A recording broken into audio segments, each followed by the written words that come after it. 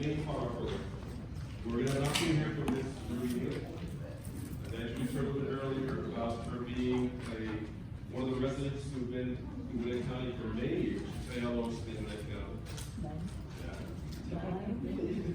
All her life.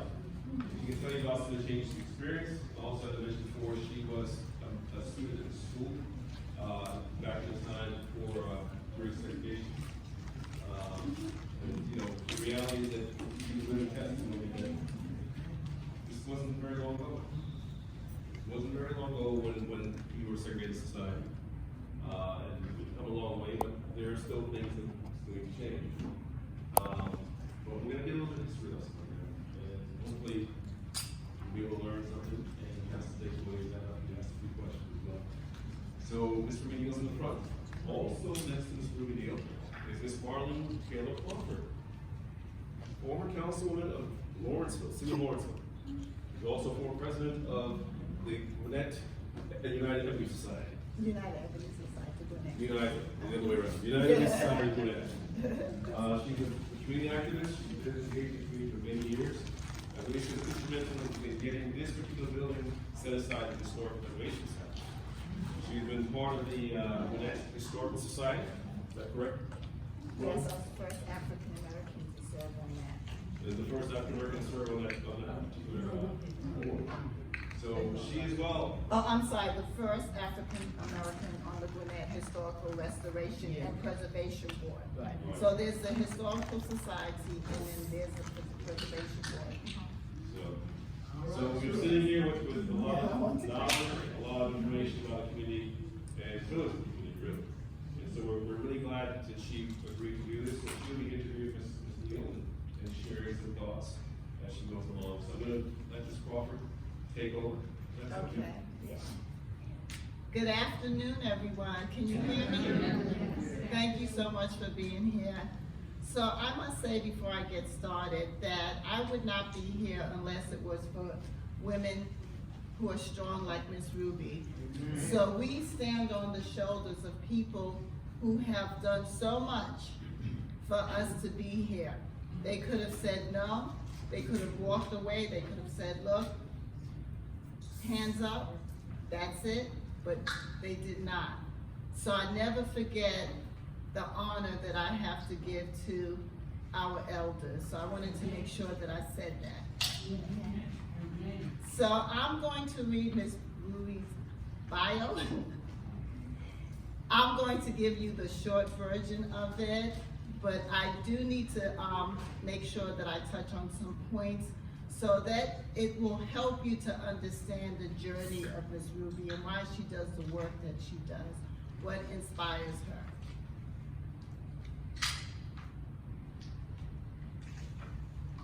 And you know, if I do make a mistake, Ms. Rubye will correct me, so. And thank you for that, Ms. Rubye, okay. Ms. Rubye Welburn Neal is a native Gwinnettian born in 1935 in Decatur, Georgia, to Clyde Wilburn and Artelia Di Wilburn. She's the second of 12 children. Her father was a sharecropper and mother a housewife. She's the maternal great-great-granddaughter of an enslaved person named Matilda Hood, who was brought by John Hood in Virginia and taken to Decatur, Georgia to work in the field house of John Hood. Right, in the field and in his house. Right. Thank you. Remember I told you she's gonna correct me because I'm moving fast. Her great-grandfather, who was one of the sons of Matilda Hood, was named John Wesley Hood, and his wife Lizzie Treadwell Hood lived in the Sims Plantation in Decatur. Later, the name changed to the Elijah Wynn House as it is known today. Ms. Rubye visited the Sims house as a child, and her maternal great-grandparents moved to live with her family in 1942. Ms. Rubye is the mother of 4 children. And how many great-grandchildren you have now, Ms. Rubye? Because I have 13, but you might have more, so 13 grandchildren. 3 great. Okay, so that's 3 great-grandchildren. What a blessing. She is well known and respected as an elder and historian in the African American community in Gwinnett County. She's an alumna of Hooper Renwick class of 1956. She has dedicated her life to God, her family, and service to the community. She's a member of Salem Missionary Baptist Church, and her family's home church is Appalachia Baptist Church in Decatur, which is now known as Christ the King. Now, Miss Rubye is involved in so many different activities, and I often say, Miss Rubye, I want to grow up and be just like you. And the amount of energy that she has is so amazing. And I would be remiss if I did not mention some things that Ms. Rubye has done, just briefly. She's known as our griot. She's a storyteller. She preserves our history, African American history, not just in Gwinnett County, but beyond. And she's a recipient of many awards and accolades, such as the recipient of the Gwinnett Preservation Award by the Gwinnett Historical Restoration and Preservation Board. Her name is actually on a plaque at the Preservation Hall of Fame located by the Isaac Adair House and the Female Seminary Building, which is in downtown Lawrenceville. There's a street named after her here in downtown Lawrenceville at Hardside, Lawrenceville, and it is called Rubye Neal Lane. And she has received many proclamations by the Gwinnett County Board of Commissioners during Black History Month and when she turned 90 years old. Let's clap for her. That is absolutely amazing. And I'm going to, on a personal note, I was honored when Ms. Rubye accepted my request to hold my late father's Bible during the swearing-in when I was councilwoman. So thank you, Ms. Rubye Neal. And it was a way that I wanted to show my love and respect for you and all you have done in this community. So thank you very much. Okay, so let's get started with questions. Just by that introduction, you know we are here with an awesome person that's going to tell us so much about her life. So Ms. Rubye, you were on the forefront of ensuring that the Hooper Renwick School would be preserved. And many people don't really understand the work that it takes. First of all, the power of God, the power to believe that we are not going to give in and give up and fight that good fight. So when you walk through this space today, Ms. Rubye, what memories come to you first? I don't know what. I don't know what comes first. I guess. Okay, I was born and raised in Decatur, which is about 6 miles north of here, and I went to elementary school at the Mount Zion United Methodist Church. We had a school building on the ground of that church. And in 1951, when the county consolidated all the smaller schools throughout Gwinnett County, and we had 13 different centers here in Gwinnett with elementary schools. Many of them were in churches, some on the grounds of churches, and they consolidated all those schools and brought them into this building, the Hooper Renwick Elementary High School in 1951. What I can, your question was, what do I think about when I step on the ground here? Memories? You know, I don't know that I thought of anything when I stepped on the ground here, because I don't know. I really don't know, but we had such good, when I came here from the country to Lawrenceville, many of those kids who were here already in the Lawrenceville school called us country things, okay? They thought they were city folk, okay? They did. But we made good friendships with, I did, and the rest of us did too, made good friendships, so that's probably the biggest and best memory I should have of this place. Okay. I think, I don't know if that's it, it might not be, but it's a good one. Okay.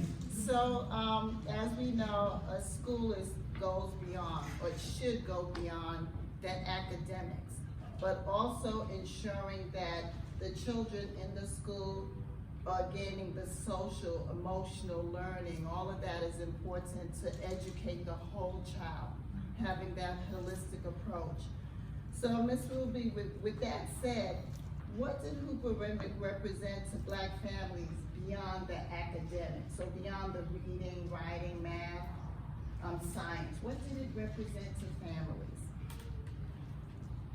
I don't know.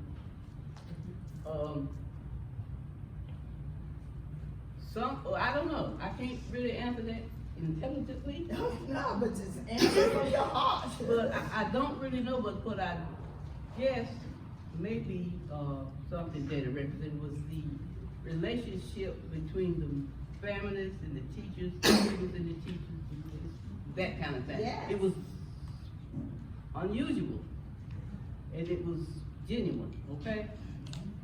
Tell us how it was unusual, like what was different compared to like now with that kind of relationship?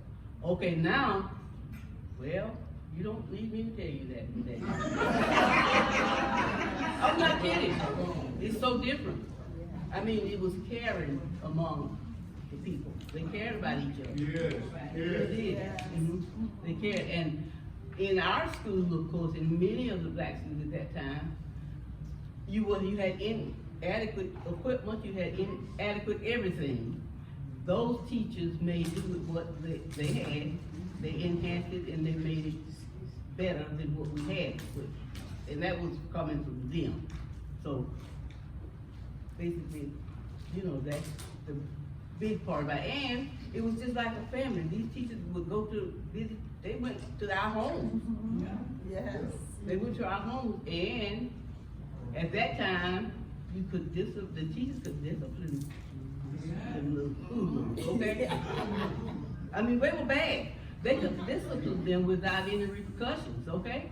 Can't do that now, so it was, even with our limited resources, we got a good education.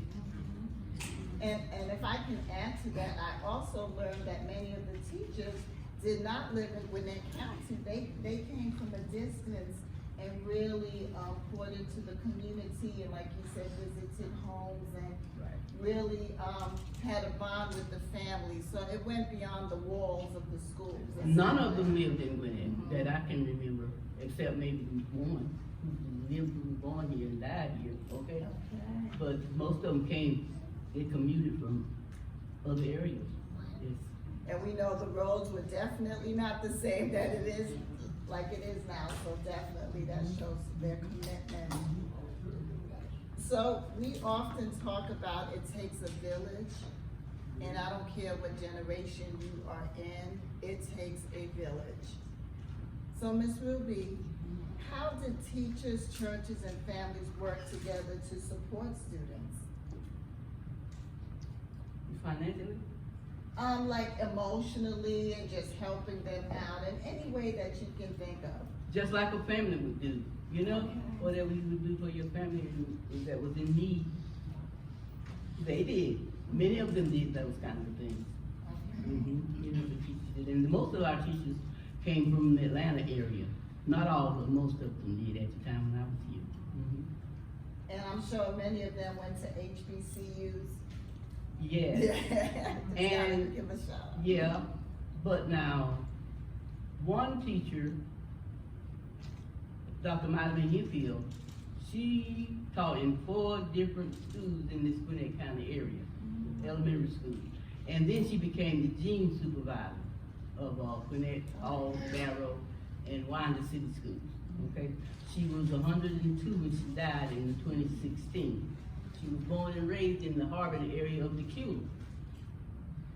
So it sounds like that she had a big impact on your life as well. Everybody. Yes. And she was a minister also. didn't have any children of her own. She's downstairs on the wall. So like, I'm here because of women like you, you're here because of women. Absolutely. Yeah, so that's so important to know that we have to keep on standing Yep. on each other and pointing to each other.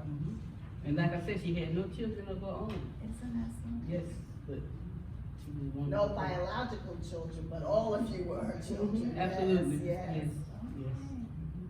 Thank you. So we have a few young people in the audience. Raise your hand if you're under, let's say, 25. I should see some hands up now because I know that I'm seeing some young people in this audience now. I know that for sure. Okay. So you talked a lot about your experience and how it's so different from now and how teachers were really involved. So what do you want young people to understand about education that textbooks often miss? So we learn so much that's not necessarily what you're going to learn in the textbook. And we know teachers still care about their students, but it was a different type of relationship back then. Absolutely, absolutely. Because the teachers were, today, they have so little that they can do when it comes to a student. You know, you can't put your hand on that. You can't just do that. You may, I mean, really. it's Right, that- right, it's yes, that delicate, yes, okay? uh-huh. So, and that's a bad thing, but they did, those teachers, when I was, especially elementary school, and it marked on over into high school, but in elementary school, that teacher would treat you like you were hers, or you were his, okay? And if you needed to be spanked, you got spanked. And you didn't have to worry about going to jail, okay? So on that note, Miss Rubye, okay, because she's talking a lot about spankings and this and that, Miss Rubye. Tell us what kind of student were you, Miss Rubye? How were you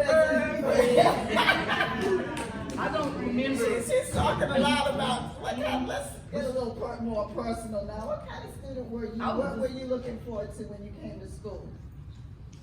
Something. Recess, I guess, I don't know. I really don't know. I guess, or hoping that nobody stole my lunch, that kind of stuff. That happened, you know.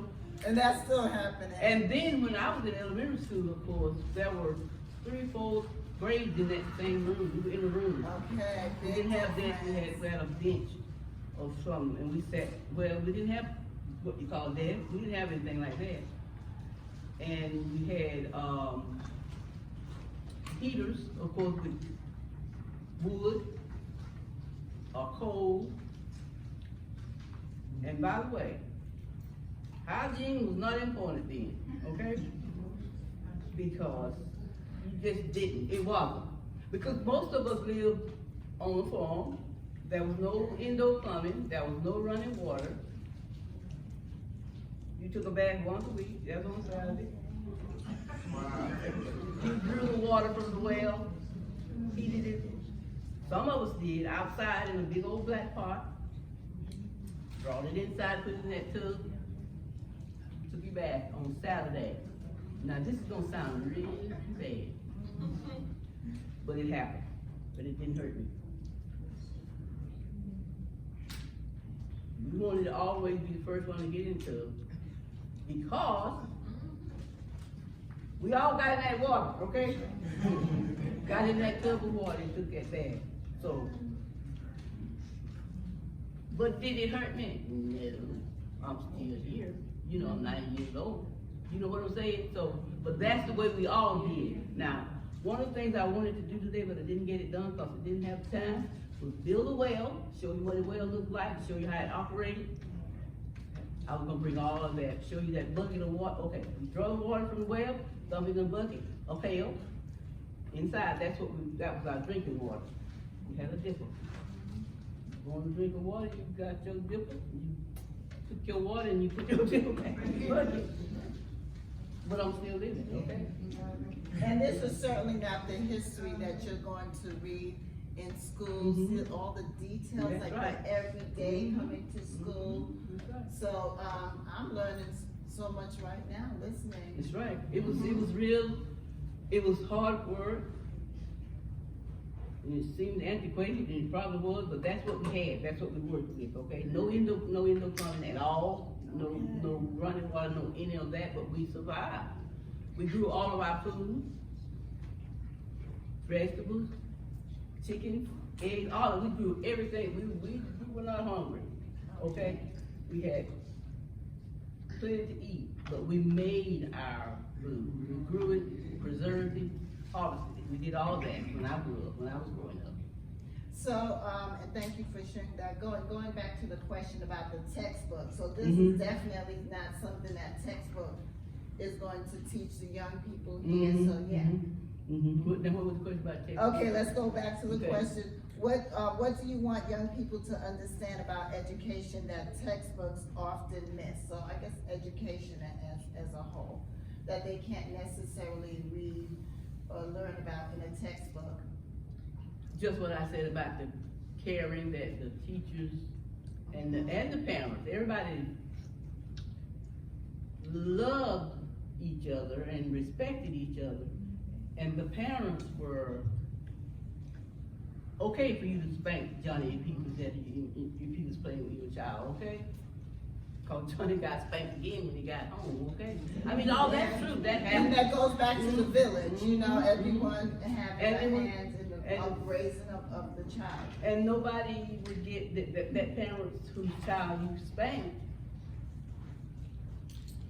Thank you for doing that, okay? Not like that lady that beat the person up the other day on the bus with the pocketbook. Did y'all see that? Got on the bus. And I don't know what the problem was, but see, those kind of things didn't happen. Not where I grew up, you know. So it's more respect. Absolutely, Yes, okay. absolutely, yes. More respect. It Yes. sounds like parents were very involved. They were with it, yeah. And when I grew up, you know, houses were not close together, you know, you go way, a lot of space between you and your neighbor, which could have been miles, okay? Okay. But they found time to visit each other and do whatever. It was just so different, Yes. so different. I just have one more question, then you'll have an opportunity to ask questions from the audience. So, Ms. Rubye, what responsibility comes with preserving history in a public space like this? What are some of the responsibilities that we all have to be a part of? First of all, we need to get it right. We need to get it right. We need to make sure we get the history right. That's right. Absolutely, absolutely. Because they just write what they want to write. Just once the lady, she was a historian, she was interviewing me about my family, and she wanted to know if my mother was born in this particular house. And I said, I don't know. I don't. She said, well, she probably was, so that's what she wrote. Okay, see, these are the kind of things they do. These are the kind of things they put in the history book. Gwinnett County is full of it, okay? It's all wrong. Say for instance, not all, but a lot of it is wrong. Now, the Wynn house is in the Cula. It's where my great-grandparents lived. I don't know when they moved in there, but I know they moved out in 1942. He is not mentioned in any of the history of the Wynn house. He lived there, I don't know. He lived there. His, you mentioned my great-grandmother. Yes. Great-grandmother, great-great-grandmother, Matilda, Yes. who, was my great-grandfather's mother. Mr. Amos Hutchins, who was my great-grandfather's sister's child, moved in 1942 after my grandparents moved away. Now, they refer to him in the history as the caretaker. The man lived in there and raised 12 kids, okay? You know, that kind of thing. So the history's bad. It's not right. So, it's, I don't like it. I don't like history. So making sure the history's told correctly, so that means that we have to tell our story. We have to do our, we have to tell our story. Exactly. We have to tell our story.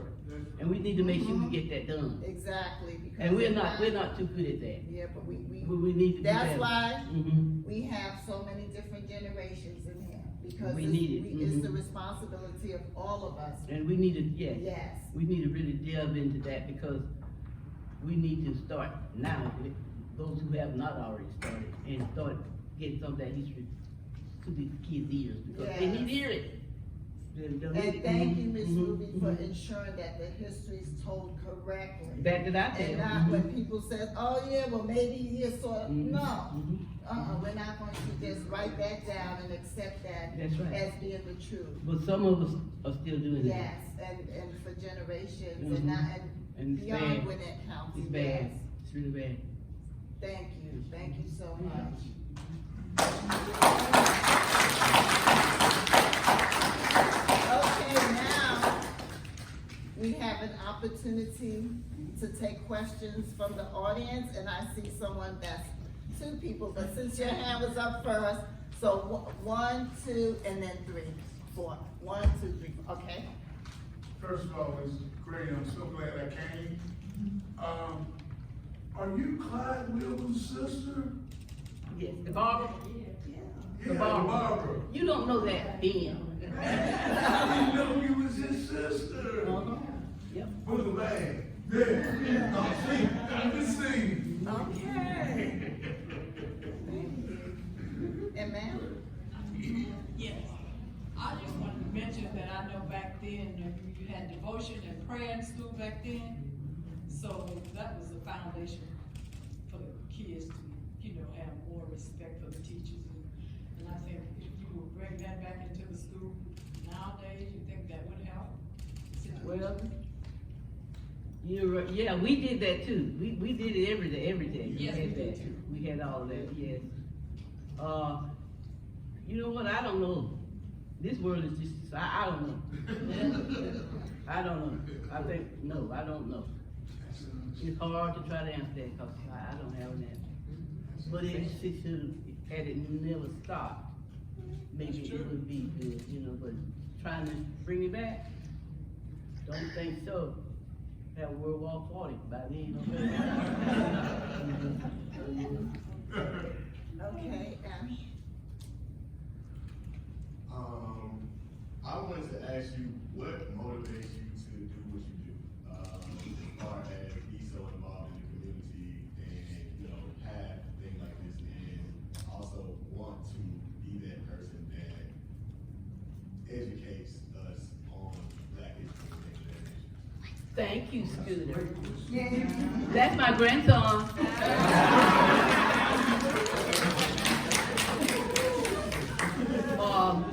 What motivates me to do it is because I am tired of reading stuff that I know is wrong. It's in print, That's one of the things that motivates me, and we need somebody to do this.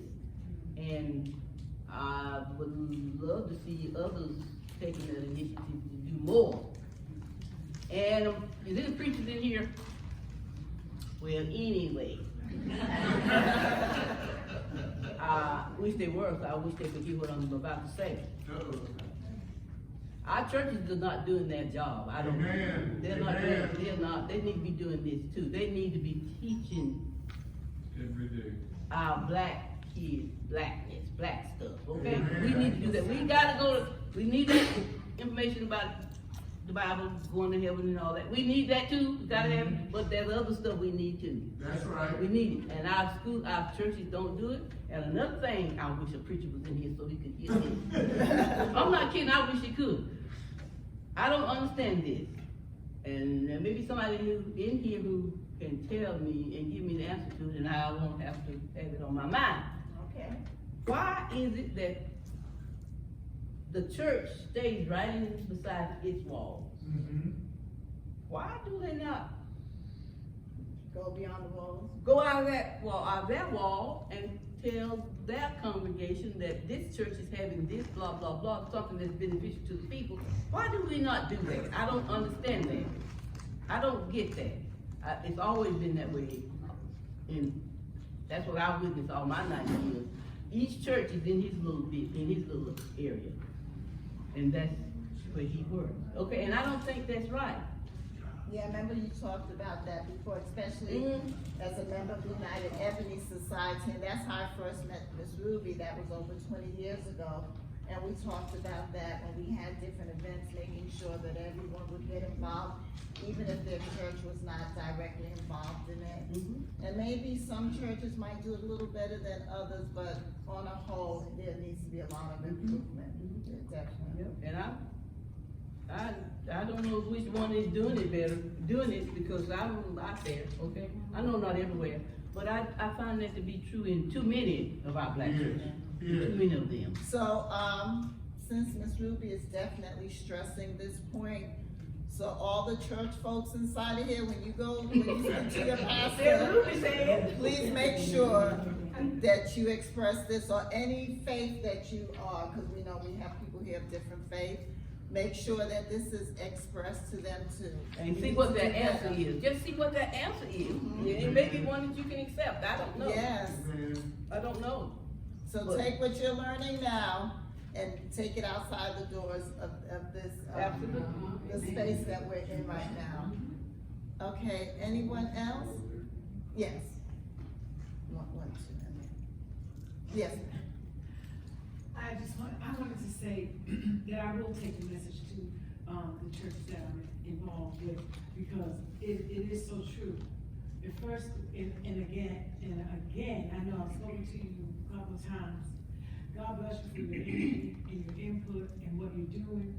Bless you and your family, because it's needed. Like you said, the churches are not here, they're not doing that part. If they used to do it when I was coming up, they were doing it. They were having bake sales, they were talented, but it disappeared at some point. So I will relay the message, and God bless you and your family. Thank you. Thank you.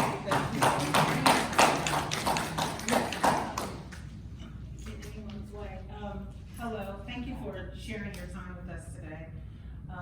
I had shared that I once taught at Hooper Renwick when it turned into a school for the children that had psychological disorders. Yes.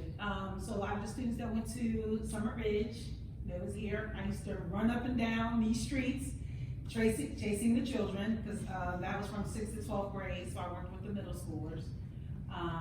And when I do step on these grounds, I remember those times. And that was the best time in my career, because those children really needed it, because they had to deal with so many traumatic situations from home, a lot of trauma, psychological disorders, schizophrenia, bipolar, where they could not function in a traditional school setting. However, I was in a program that would try to get them to be mainstream within a special education setting in a mainstream. And so I've been teaching now for about 15 years, and I have about another 9, 10 to go before I can retire early. And I struggle. I struggle every day because of all the changes. My heart is in it, especially when it comes to our own children, to know how important reading and cognitive abilities are. And so I appreciate you asking, what do our children need? But as an educator, what do you think the teachers need? Especially the Black teachers, because we see our children every day. They're just falling between the cracks. They don't take it seriously. And every day when we hear your story about how you had to go to school, and even times before that, and sharing with our children, even like Frederick Douglass wanted to read, like he begged to read. What would you give to an educator to hang in there, to say, keep going, you know, I know it gets tough, but the job needs to be done? Because if I feel like if I step out of it, someone else is going to step in it, and they may not care like I care. That's right. They may not want to do the job. It may just be a job just to take the summers off. And I'm not in this to take the summers off. I'm in here because of what you had to go through, and now that it's easier for our community now, I need them to respect and understand that. And if no one else is going to educate them, I'm going to educate them. All my training is because I want to narrow the gap between the affluent children and the at-risk children. Thank you for So your as an question. educator, Yes, what? that's a lot, but that's a great question. I don't know that you can do anything. You know, your hands are tied when it comes to the system. I know what you wanna do. I mean, I think I do, but can you do it? You won't have a job. See, that's the bad part, one of the bad parts. You can't. But you can secretly do something, not really secretly, but you can, in your everyday teaching, you can inject some of that in there. Just be careful.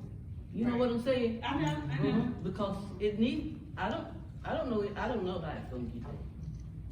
I don't know. And that's a difficult question to answer. If I can just add, I think it's also important for educators to lean on each other too. So building that support system within your schools, outside of your schools, that's really important. So that would be one of my suggestions, to lean on each other. Got a question. Yes. If I may. Ms. Rubye, Yes, sir. you graduated this school what year? High school, Yeah. 1956. 56. So that was right during the civil rights movement, right? Yeah. And at that time you were about 18? I don't know, I think I was older. You know, Give or take, somewhere around there. well, somewhere, see, when I was at the Cuba, Right.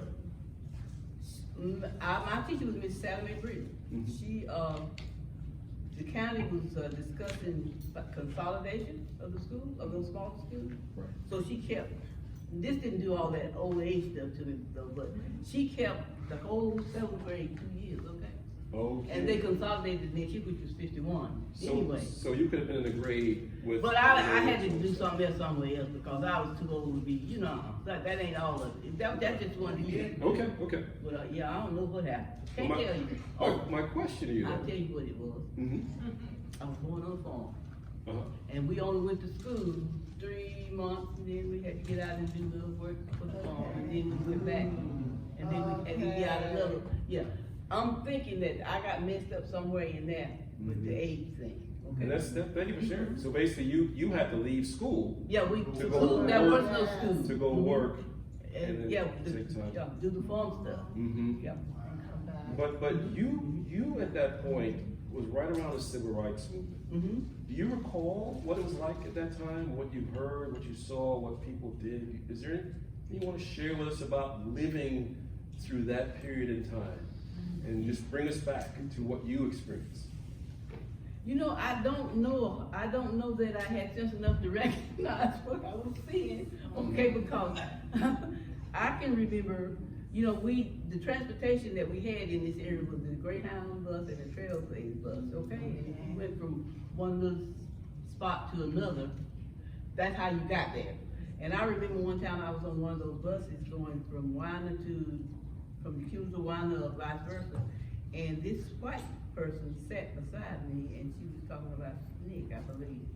Snip? I think it was Snick, Snick. but I didn't know what she was talking about. You know what I'm saying? But that, I remember that. And then I do remember when I was at Clark, Charlene Hunter and Moses, no, is that his name? Moses, you know, two that integrated in Georgia. Charlene came to our campus.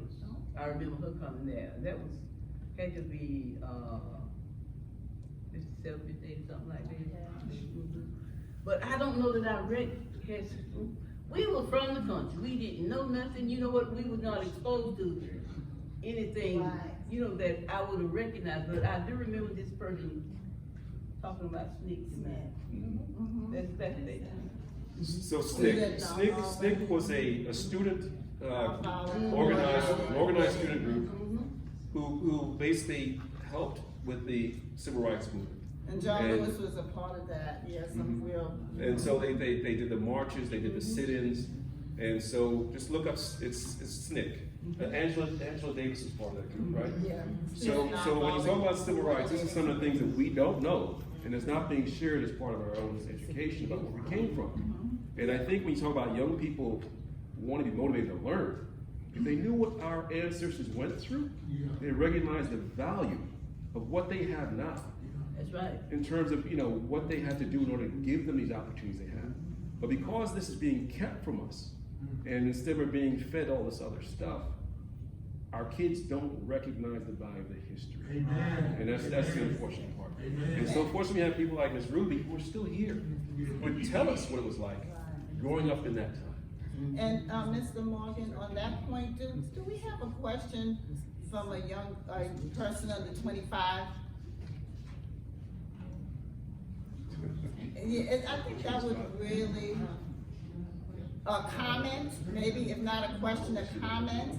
Ms. Ruby talked about, classes being combined, grade levels being combined in one room. Right. I mean, just talk about if that was your, if you know, what you think that experience would be like if you had to deal with that. I'm not under 20. I was gonna say, Sure. even though you Please look Yeah, it. I think I'm close enough. I would, just kind of listen to, the stories and, know my granny, and, I can stop by any day of the week, she'll give me a whole.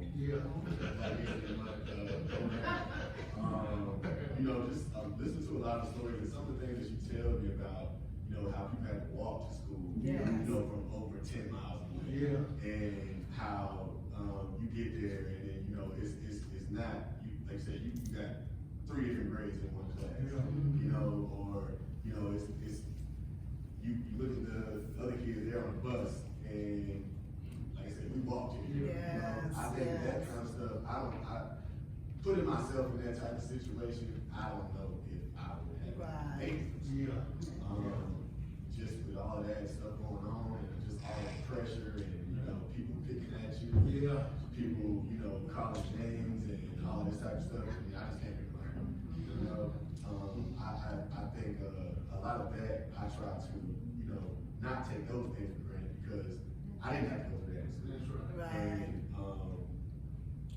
And, having such deeply rooted people in the community, and, just being from the community, and, hearing all the different stories about segregation, and when, they, integrated Central and all of that stuff, it's a lot. It's a lot. And it's I think, kind of like what everybody is saying here, if we all kind of did teach those things to the kids nowadays, it would make them not take those things for granted. Because, like I said, I wasn't the best student, but just having heard those stories, I didn't take things for granted. And I would try real hard, or I would,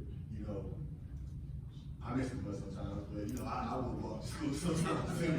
So I just feel like, just appreciating where we came from and where we are now, and then we can build on it from there. Exactly. We definitely have to know our history to, make our future better. Amen. Thank you. Great question. Yes, Mr. I'm not on the 25. You look it though. I love the questions that come from my grandkids when they ask me, tell me about what it used to be like. Yes. When you went to school. And I was talking earlier with my cousin Lily, when we were growing up, we would move from one house to the other, and we call them porch stories. Where our parents would share with us what was going on when they was growing up. I wish that we could do that now in a place, just like what you're doing now, that the young folks would come in and they would ask the question, so what was it like when you were growing up? When I was talking to my grandkids, I told them, I went to Hooper Renwick, but I transferred in '65 integration to South. But before that happened, because I had family in Lawrenceville, we used to go to what we call downtown. And to go downtown Lawrenceville, and they have water fountains. One marked color, and one marked white. And the color was always rusty. I didn't know if it was because it wasn't that much water running through, or the water that ran through was rested. But my mom would say, you got water at home. Miss Rubye and my mom almost grew up together. Mom was much older, but not only related, but friends. So, and she's on the picture downstairs with the first graduating class. Really, Scott Lindsay. They would tell stories, and we as children had a chance to hear the stories that they would be changing words. And for Miss Rubye, I know it's been 30 or 40 years that she kept us connected to what was going on in Gwinnett County, what was going on in Warsaw, what was going on throughout the county. And I appreciate that. And Hooper Renwick, when it was just a fleeting thought and everybody was ready to close it down, clear the land, put anything on it other than history. That's right. She was on the front line. She was making the call. She was first call center operator is Miss Rubye. She was working those telephones, getting people in. You need to be at this meeting. And that goes back to hooking the Promised Land up as a feeder school. The Promised Land community fed Hooper Renwick with the Andersons and the Livesys and the Hammonds and the Eversons. It fed Hooper Renwick. So I say, let's tell the stories to our brains. Yes. And maybe we will have a storytelling. If you're under 25, if you're under 30, if you're under 40, join. Because once one start talking, it triggers something in others. And as far as going to school, never had to walk to school. But I had to be standing out around 6:30 to catch that bus. To ride for an hour to almost 2 hours to get to Lawrenceville to school. When you live near Yellow River at 124, on the other side of Centerville. At that time, it was called Macomb. So we weren't even called Snellville or Centerville at that time. And we went all over that southwest part of Gwinnett County, bringing children in. So Ms. Rubye, thank you for your tireless effort. And if there's any questions that I had to ask you, where do you get the stamp? when you got everybody saying, I'm on board, and when you get there, you're the only one standing. Yes. Where do you get that to keep going back and keep asking and keep bringing in until the day that you have in the last couple of years garnished a crowd that's here to stand and said thank you for your tireless efforts. We want to thank you.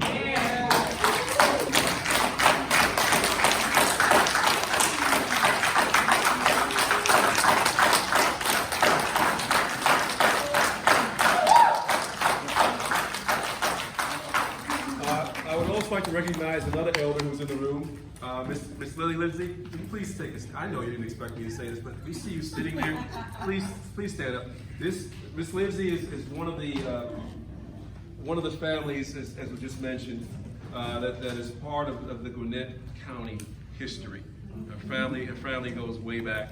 She talked about the Promised Land, and so we could have many events like this to just sit down and talk about the history of our community and the families that were here and the legacies that come from And that. if So I just want to recognize they're them. also Go ahead. recognized on the Preservation Wall of Fame, the Lindsay family as well. Yes.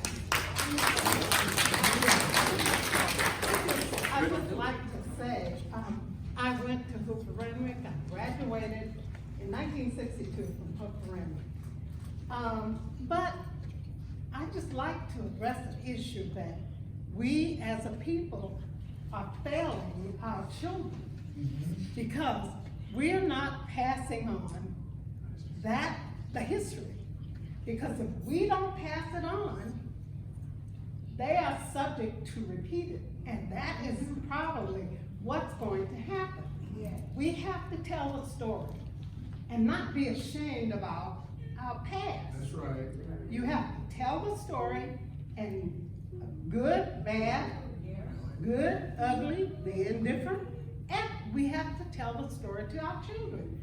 Most of them don't realize what we've gone through to get to where we are now.